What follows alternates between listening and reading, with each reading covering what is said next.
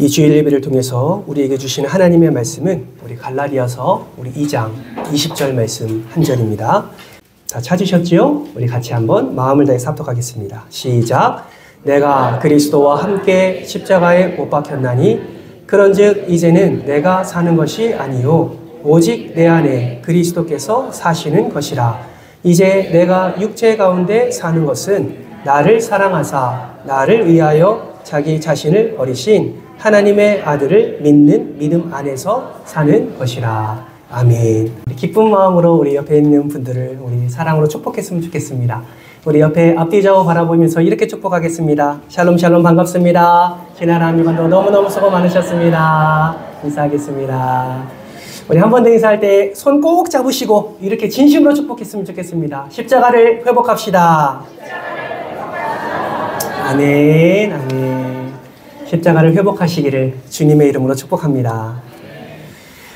여러분, 우리는 어렸을 때부터 교육을 받으며 자라납니다. 그리고 평생 교육이라 할 정도로 우리는 매일매일 성장하면서 나이를 먹으면서 죽을 때까지 우리는 교육을 받지요. 여러분, 교육을 하고 교육을 받는 궁극적인 목적이 무엇이라고 생각하십니까? 여러 가지 이유가 있을 수 있겠지요. 교육을 하는 이유, 내가 교육을 받는 이유. 여러 가지 궁극적인 목적을 표현할 수 있지만 저는 단 하나를 꼽으라면 변화를 꼽고 싶습니다. 우리가 유치원 때부터 초등교육, 중등교육, 또 고등교육을 받는 이유가 배움을 통해 민주 시민답게 우리가 생각하고 말하고 행동하는 그런 변화된 삶을 통해서 더 나은 삶을 살기 위해서 우리가 교육을 받는 것이죠. 여러분, 예수를 믿고 말씀을 읽고 말씀을 듣고 말씀을 배우는 것도 여러분 동일합니다. 진리의 말씀을 우리가 읽고 말씀을 듣는 이유, 우리가 배우는 이유는 죄인이었던 나를 변화시키는 예수 그리스도의 놀라운 사랑을 우리가 깨닫고 그 예수 그리스도를 닮는 삶을 살아서 하나님께 영광 올려드리기 위함인 줄 믿습니다.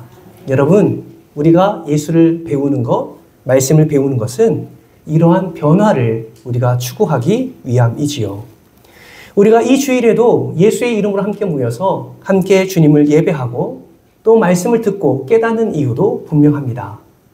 바라고 소망하기는 오늘 말씀을 듣고 여러분의 삶에 진정한 변화가 일어나기를 주님의 이름으로 축복합니다. 사실 변화가 없으면요, 이 시간은 정말 무의미한 시간이에요. 차라리 이 시간에 집에 가서 TV 보는 게 낫지.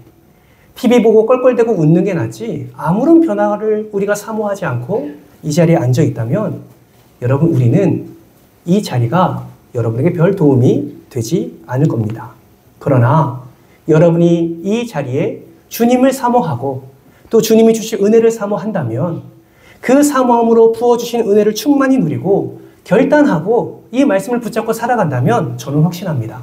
여러분의 삶 가운데 하나님이 기뻐하시는 변화의 삶을 살게 될 줄 믿습니다. 그렇다면 여러분은 지금까지 수많은 기간 동안 하나님의 말씀을 듣고 또 어떤 분들은 제자 훈련도 하고 또 어떤 분들은 성경 공부도 하고 그래서 이 자리에 계실 텐데 그러한 여러분에게 질문합니다. 여러분은 지금까지 말씀을 배우면서 여러분은 얼마나 변하셨습니까? 여러분은 말씀을 듣고 깨닫는 자리에 항상 계셨을 텐데 여러분 지금 여러분의 삶에는 얼마나 예수 닮음이 나타나고 있으신가요? 항상 이런 질문을 대할 때 정말 자신 있게 네, 목사님, 저는 예수 믿고 이렇게 변했습니다. 네, 목사님, 저는 예수 믿고 말씀 배우면서 말씀대로 살아가려고 발버둥 치다 보니 저에게 이러한 변화의 은혜가 있었습니다. 라고 말을 하고 싶지만 우리의 삶을 되돌아보고 점검해보면 그러한 변화도 분명히 있겠지만 여전히 변화되지 않는 우리의 모습을 바라보며 우리의 씁쓸함을 감출 수가 없는 것 같습니다. 여러분, 왜 우리는 말씀을 듣는데 변화되지 않을까요? 왜 우리는 진리라는 말씀을 듣는데 이 진리가 우리의 삶을 바꾸지 못할까요? 여러분, 그 원인을 알려주는 말씀이 바로 오늘 우리가 읽은 갈라디아서 2장 20절 말씀입니다. 우리 한 번 더 읽을 텐데요. 정말 여러분의 삶을 비교하며 대조하며 이 갈라디아서 2장 20절 말씀을 정말 마음을 다해서 함께 읽어보겠습니다. 같이 읽겠습니다. 시작. 내가 그리스도와 함께 십자가에 못 박혔나니 그런즉 이제는 내가 사는 것이 아니요 오직 내 안에 그리스도께서 사시는 것이라. 이제 내가 육체 가운데 사는 것은 나를 사랑하사 나를 위하여 자기 자신을 버리신 하나님의 아들을 믿는 믿음 안에서 사는 것이라. 아멘. 왜 우리 안에 변화가 일어나지 않습니까? 20절 말씀의 근거에서 볼 때 한 문장으로 그 이유를 말할 수 있을 것 같습니다. 한번 따라해 볼까요? 내가 변화되지 않는 이유 따라서 합니다. 내가 여전히 살아있기 때문입니다. 맞습니까? 내가 여전히 살아있기 때문에 우리는 변화의 은혜를 경험할 수가 없는 것이죠. 내가 예수님처럼 십자가에 못 박혀 죽어야 되는데 여전히 내가 살아있으니까 자기 마음에 들지 않을 때 욱하는 성질이 올라오는 겁니다. 조금 나를 안 좋게 생각하는 사람이 있으면 그를 미워하게 되고요.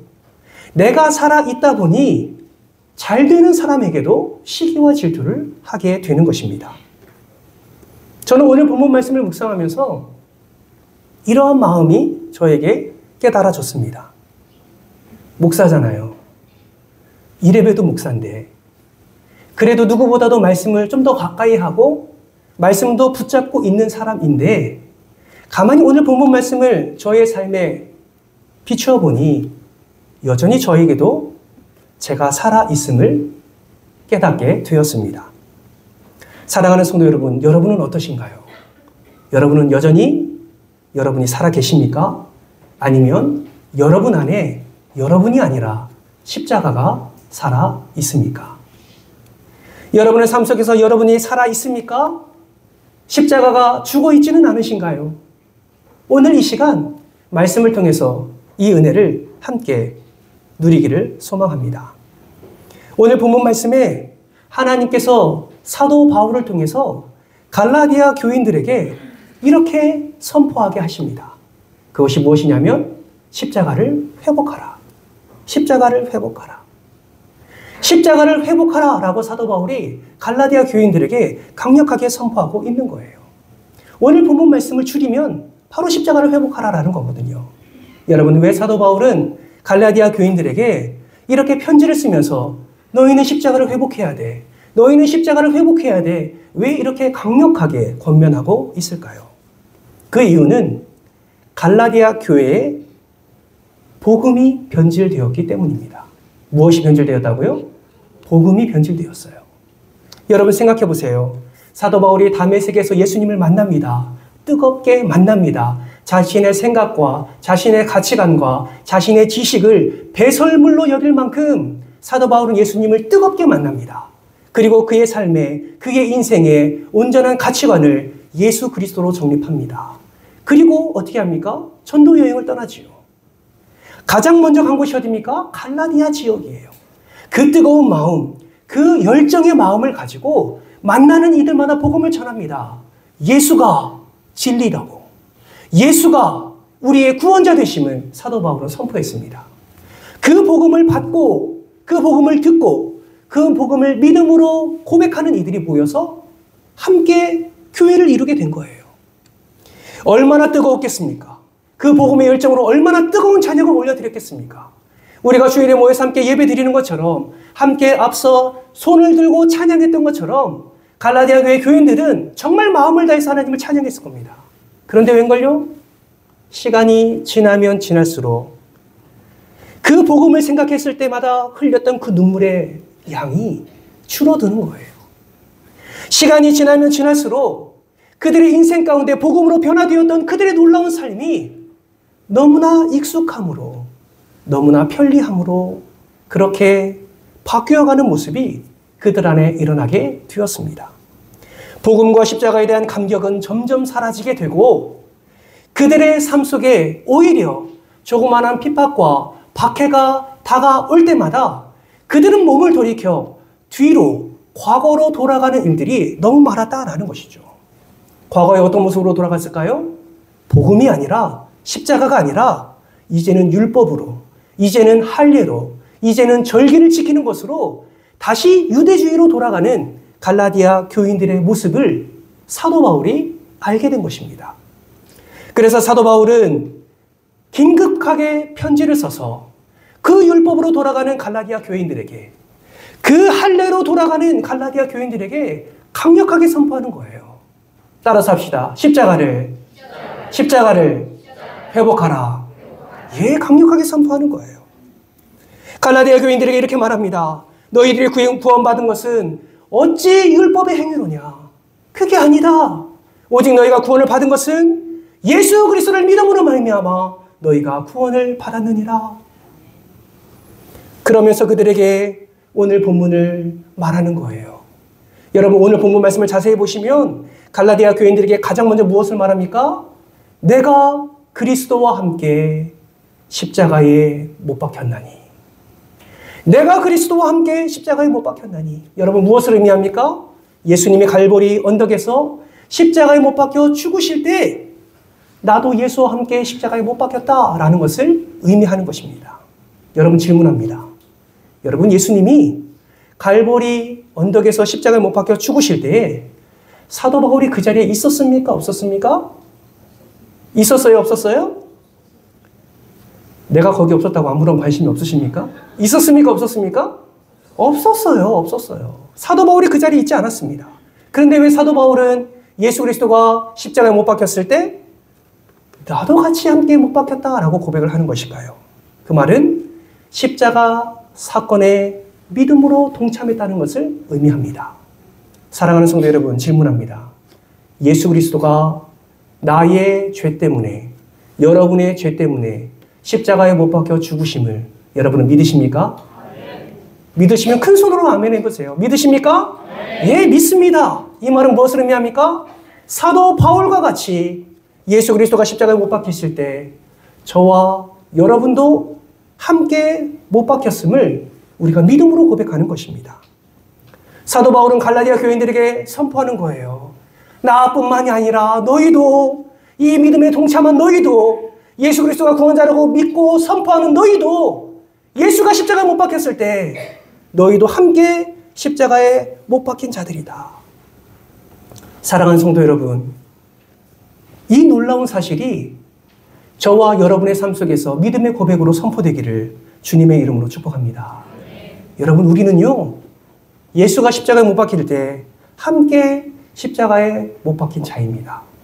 그렇다면 우리가 십자가에 못 박힐 때 나의 무엇이 십자가에 못 박혔다라는 것을 고백하는 것일까요? 첫 번째는 나의 죄가 십자가에 못 박혔다라는 것을 의미합니다. 여러분, 이 말은 나의 죄가 어떻게 되었다는 것을 말합니까? 이미 나의 죄가 예수 그리스도의 십자가에 못 박히실 때 함께 못 박힘으로 말미암아 죽었다라는 것을 의미합니다.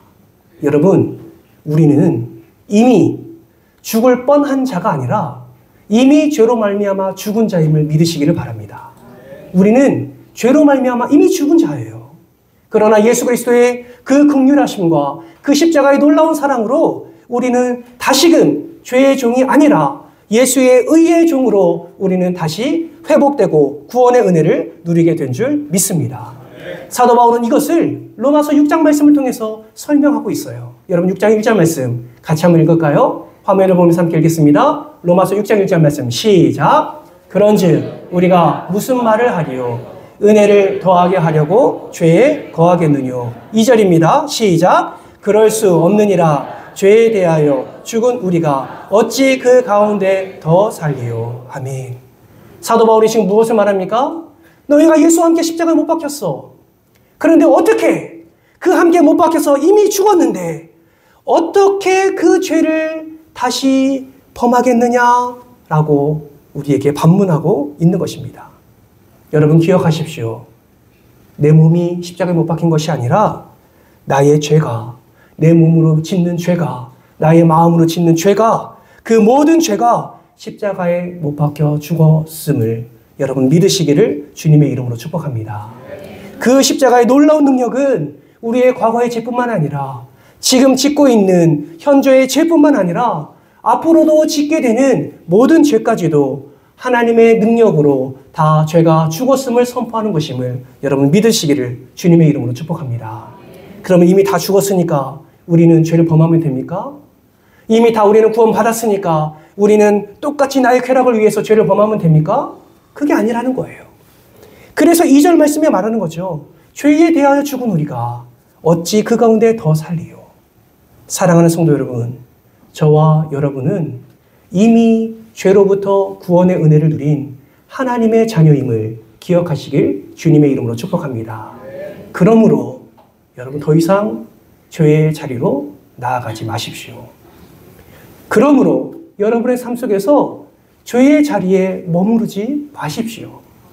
그러한 하나님의 은혜를 생각하면서 그 죄의 자리를 벗어날 때 진정한 그리스도인으로서의 은혜를 누리는 삶을 우리는 살게 되는 것입니다. 그렇다면 우리의 죄가 십자가에 못 박혀 죽었다는 것을 무엇으로 표시할 수 있을까요? 그것이 바로 세례입니다.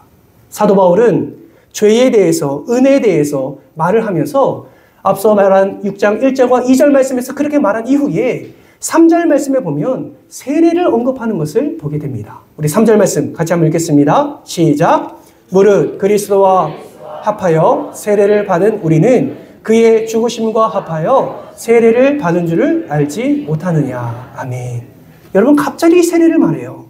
여러분 세례가 무엇을 뜻합니까? 죄 씻음을 뜻합니다. 또 다른 의미로 죄에 대하여 죽었다라는 의미를 가지고 있습니다. 여러분 세례 받으셔서 아시죠? 우리 장로교는 세례를 어떻게 줍니까? 약식 세례를 합니다. 관수를 이용해서 성부와 성자와 성령의 이름으로 세례를 주노라. 집례자에 의해서 그렇게 약식 세례로 세례를 주지요. 그런데 예수님의 때에는 그렇게 하지 않았습니다. 아시는 바와 같이 요단강에서 세례 요한이 세례를 주듯이 온몸을 물에 담궜다가 일어나는 세례 의식을 진행합니다. 여러분 지금도요 침례교는요 약식 세례하지 않습니다. 침례통이 있어요. 그래서 세례식이 있을 때는 그 침례통을 강단 옆에다 놓고 물을 채우고 세례할 때는 집례자가 진짜 그 안에 들어가서 한 사람 한 사람이 그 자리에 와서 목사, 집례자를 통해서 세례를 줍니다. 여러분 어떻게 주는지 아십니까? 집례자가 그 세례자의 목과 허리를 받치고 뒤로 누웠다가 일어나게 해요. 여러분 뒤로 누울 때 두려움이 있을까요? 없을까요? 나는 겁이 없어서 괜찮다 이렇게 생각하지 마시고 일반적으로 생각해 보세요. 뒤로 누워있는 것이 두려울까요? 안 두려울까요? 우리 예전에 이런 거 해보지 않았습니까? 어디 높은 테이블에 올라가서 나 믿어. 그냥 뒤로 한번 누워봐. 나 믿어. 뭐 이런 거 해보지 않으셨나요? 그거 할 때 여러분 쉽게 뒤로 이렇게 눕혀지던가요? 그러지 않아요.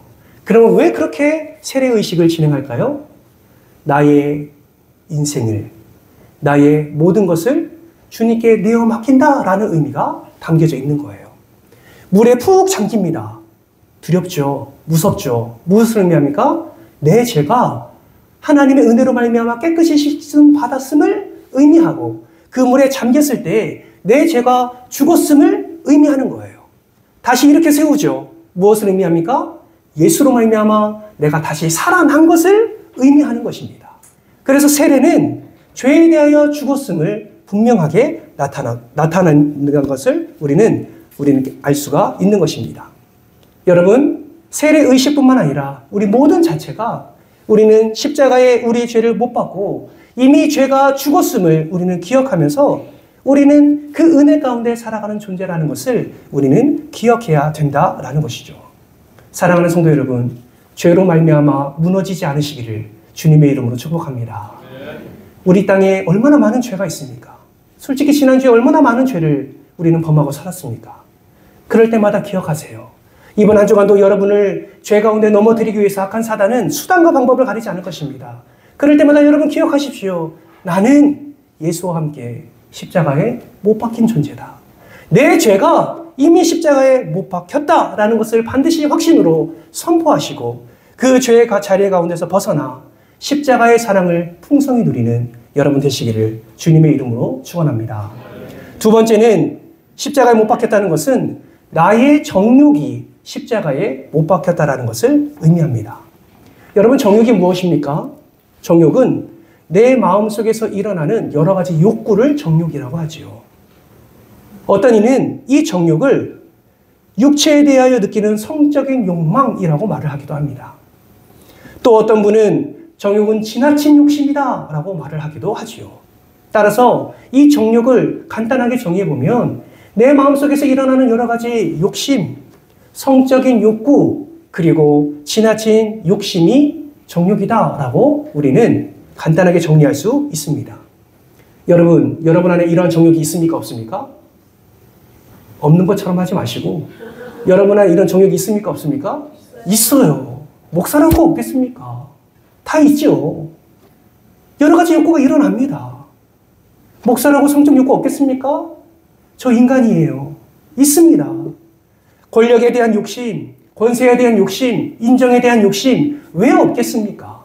여러분, 우리 모두는 다 정욕이 있습니다. 우리 안에 정욕이 있어요. 문제는 무엇이냐? 이러한 정욕이 하나님의 말씀과 반대되는 삶, 죄의 자리로 나아가는 데 사용된다는 것이 문제다라는 것이죠. 사랑하는 성도 여러분, 사도 바울은 갈라디아 교인들에게, 그리고 오늘 예수의 이름으로 모인 우리 모두에게 갈라디아서 5장 24절 말씀을 통해서 이렇게 분명하게 말씀하고 있습니다. 갈라디아서 5장 24절 말씀 같이 한번 읽겠습니다. 시작. 그리스도 예수의 사람들은 육체와 함께 그 정욕과 탐심을 십자가에 못 박았느니라. 아멘이십니까? 아멘. 우리는요, 예수님이 십자가에 못 박히실 때 우리의 정욕까지 함께 못 박았다는 사실을 반드시 기억하시기 바랍니다. 유명한 존 메가더 목사님이 이렇게 말씀했습니다. 우리 같이 한번 읽겠습니다. 시작. 그리스도인이 육체의 욕망에 대적하는 가장 효과적인 방법은 욕심이 내 안에서 굶어 죽도록 내버려 두는 것이다. 예, 이것이 진짜 신앙생활이라고 목사님은 말씀하고 있는 것입니다. 우리 안에 모든 정욕이 있습니다. 돈에 대한 정욕도 있고요. 또 성에 대한 정욕도 있고요. 그리고 권세에 대한, 권력에 대한 정욕도 있습니다. 이 정욕은 우리가 어디를 가든지 다 따라다닙니다.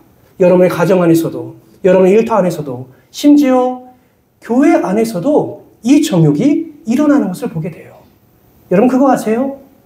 우리가 기도할 때도 우리의 정욕이 일어납니다. 우리가 복음을 전할 때도요, 우리의 정욕이 일어날 때가 있어요. 여러분 맡은 사명을 감당할 때도 우리의 정욕이 일어납니다. 성도들 뿐이겠습니까? 중직자들 뿐이겠습니까? 여기 서 있는 목사도 이런 정욕이 일어날 때가 있다는 것이죠.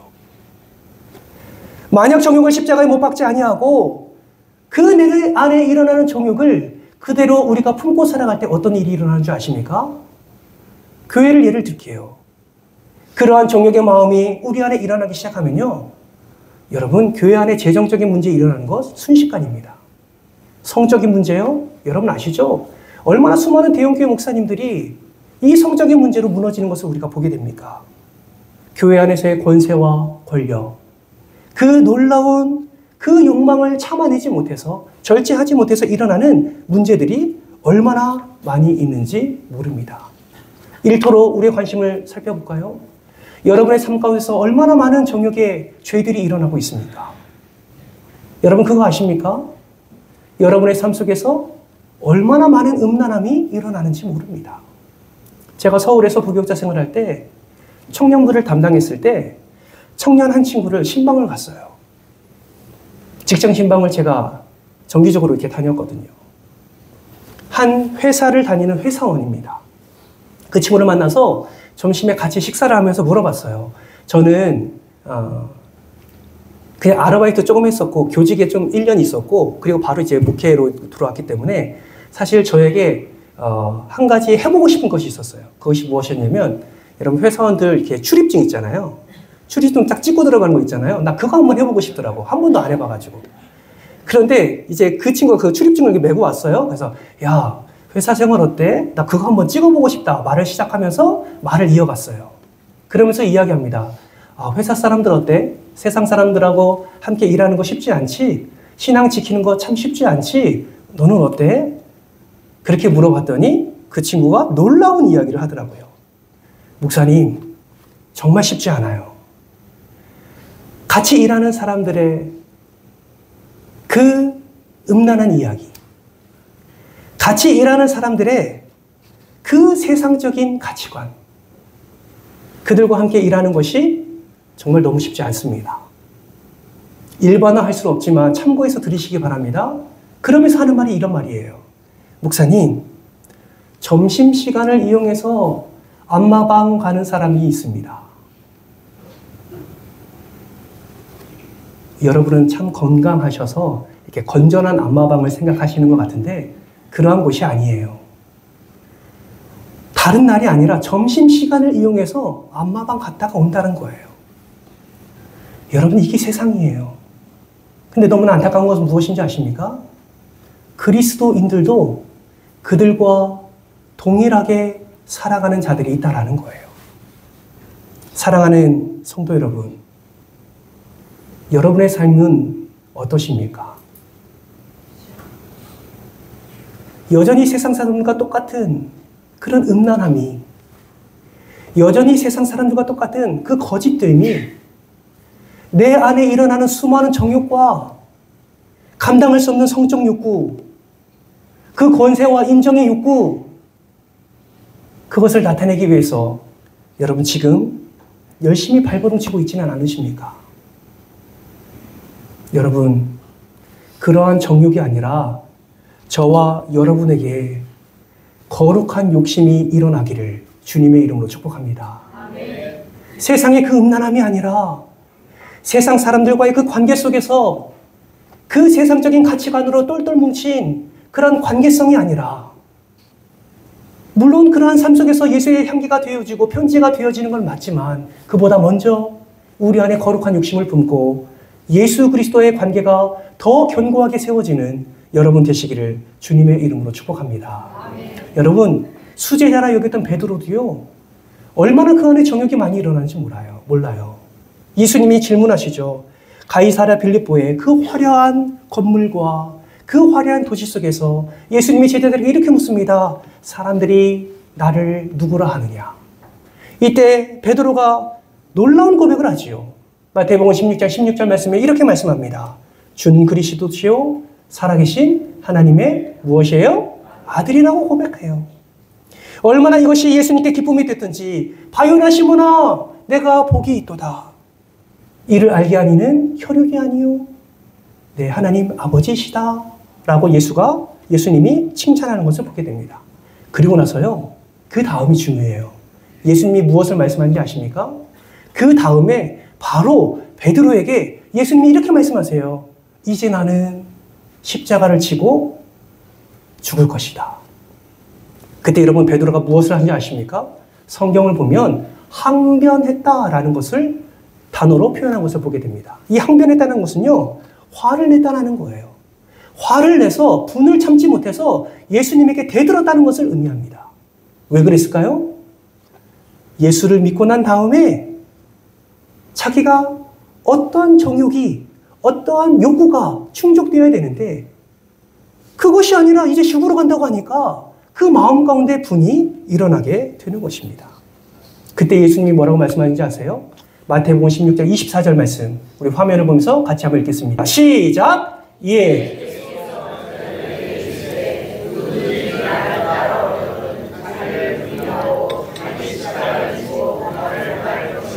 아멘. 무엇을 말씀합니까? 나를 따라오려거든 자기를 부인하고 자기 십자가를 지고 나를 따라오라 라고 말씀하고 있습니다. 사랑하는 성도 여러분, 이것은 십자가의 정욕뿐만 아니라 내 자아가 죽었음을 이미 선포하는 말씀인 것입니다.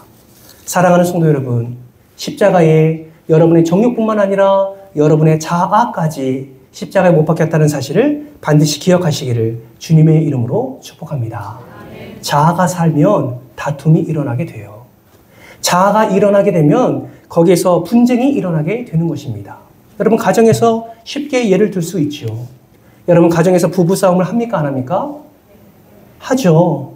안 하는 것처럼 말씀하지 마시고. 해요? 안 해요? 합니다. 왜 합니까? 자아가 살아있기 때문에 하는 거예요. 흔한 예로 여러분 잠자리 들 때 불 누가 끕니까? 불 누가 꺼요? 남편이 끕니까? 나만 아니면 됩니까? 여러분 불을 끌 때 여러분 항상 우리는 이렇게 이야기합니다. 내가 먼저 누웠어. 네가 먼저 꺼. 너가 나중에 들어왔잖아. 그러니까 네가 꺼야지. 여러분 이렇게 안 하십니까? 죄송해요. 저는 그렇게 해요. 가끔. 여러분 왜 이렇게 얘기합니까? 내가 일어나서 끄면 되지 않습니까? 왜 꼭 남을 시켜야 됩니까? 여기 제 아들이 증인이에요. 항상 제가 아들을 부릅니다. 창기야, 불 좀 꺼라. 근데 내가 일어나서 끄면 되는데. 왜 그럴까요? 여러분 자아가 살아있기 때문에 그래요. 내가 편하고 싶은 거죠.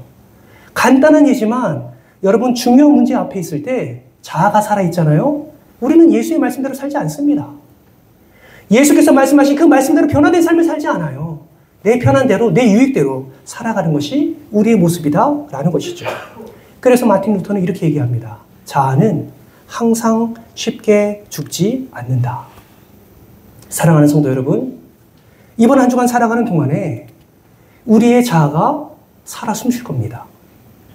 여러분이 무엇을 하든지 하나님의 놀라운 은혜가 전혀 기억나지 아니하고 여러분의 자아가 살아 숨쉬어서 하나님의 말씀보다 여러분의 자아가 1순위가 되고 그것을 통하여서 여러분의 만족을 채우려고 할 것입니다. 그 채우는 자리가 죄의 자리가 되겠죠. 사도 바울은 그런 연약함이 있는 우리에게 그렇게 살면 안 된다고 말을 하고 있습니다. 말씀으로 변화된 삶을 살아야 된다고 말씀하고 있습니다. 예수를 닮는 삶을 살아야 된다고 말씀하고 있습니다. 그럼 어떻게 살라고 말씀하고 있을까요? 우리 갈라디아서 3장 2절 말씀 같이 한번 읽겠습니다. 시작! 내가 너희에게서 다만 이것을 알려 하노니 너희가 성령을 받은 것이 율법의 행위로냐 혹은 듣고 믿음으로냐. 지금 무엇을 말하고 있어요? 성령에 대해서 말하고 있어요. 그 성령을 받은 것이 율법의 행위로냐 아니면 믿고 들음으로냐. 그러면서 5장 16절 말씀에 이렇게 말합니다. 이 또한 같이 읽습니다. 시작! 시작! 내가 이르노니 너희는 성령을 따라 행하라. 그리하면 육체의 욕심을 이루지 아니하리라. 아멘. 여러분 그거 아세요? 내가 살아가는 동안에 내 죄가, 내 정욕이, 내 자아가 하나님의 말씀보다, 하나님의 뜻보다, 하나님의 계획하심보다 앞서지 않는 유일한 방법은 성령을 따라 행하는 삶입니다. 아멘이십니까? 성령을 따라 행하는 삶이에요. 그러므로 우리는 무엇을 기도해야 돼요? 하나님, 내 삶에 이것 좀 허락해 주세요. 내 삶이 잘 되게 해주세요. 성공하게 해주세요. 이러한 기도 할 수 있지요. 그러나 이러한 기도에 앞서서 우리는 무엇을 먼저 기도해야 됩니까? 주님, 내가 성령을 따라 살아가게 하여 주시옵소서. 성령 충만하게 하여 주시옵소서. 성령을 의지하며 살게 하여 주옵소서. 그래서 십자가가 회복되고 십자가의 능력으로 살아갈 수 있도록 은혜를 더해 주옵소서. 그 십자가를 붙잡고 예수를 닮는 삶을 살게 하여 주옵소서. 여러분 우리는 이렇게 기도해야 되는 거예요. 그렇게 기도할 때에 우리의 삶의 십자가가 회복될 줄 믿습니다. 그렇게 우리가 믿음으로 고백하고 그 예수를 바라보고 그 십자가를 온전히 붙잡을 때 우리는 그 십자가의 놀라운 은혜를 우리의 삶 속에서 경험하게 될 줄 믿습니다. 사랑하는 성도 여러분, 기억하십시오. 이번 한 주간 동안 악한 사단은 여러분을 무너뜨리기 위해서 수단과 방법을 가리지 않을 것입니다. 어쩌면 오늘 이 예배 후에 여러분의 가정에서도 여러분의 배우자가 여러분의 속을 팍팍 긁을 수도 있어요. 그럴 때 여러분, 그저 감정대로, 그저 경험대로, 내 자아대로 그렇게 정욕과 죄를 나타내지 마시고 여러분 안에 살아계신 성령 하나님을 의지하며 성령에 따라 행하며 십자가를 회복하며 십자가의 사랑을 나타내는 그 은혜를 누리는 복된 한 주 되시기를 주님의 이름으로 축원합니다. 기도할까요?